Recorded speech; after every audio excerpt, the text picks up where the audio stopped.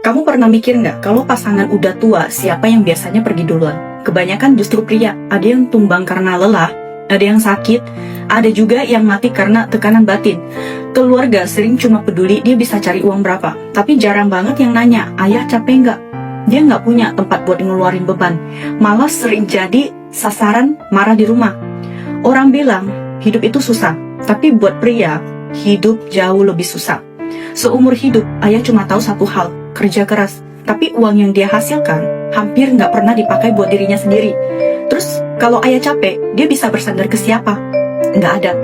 Capek, dia sandar di kursi. Ngantuk, dia rebah di kasur. Dingin, dia pakai baju. Sakit, dia minum obat. Nggak berdaya, dia bersandar di tembok. Dia takut anaknya susah. Takut istrinya nggak ngerti perasaannya. Lapar pun ditahan, sakit pun disembuhkan sendiri. Itulah ayah.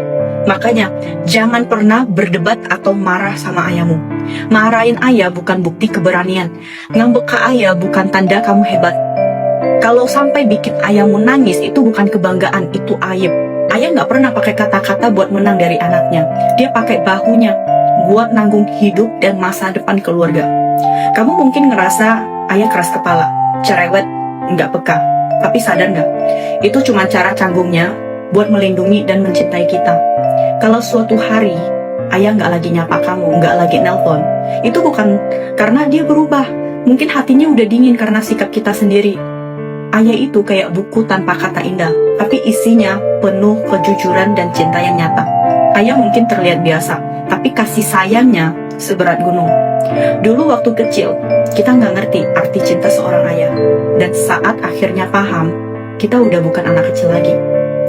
Buat semua ayah di luar sana, terima kasih udah kuat bahkan saat dunia nggak berpihak. Terima kasih udah tetap tersenyum walau hati sering capek. Kalian mungkin nggak pernah minta dihargai, tapi tanpa kalian nggak ada yang namanya rumah. Semoga setiap ayah di dunia ini nggak cuma diingat saat lelahnya sudah berakhir, tapi juga dicintai selagi masih ada.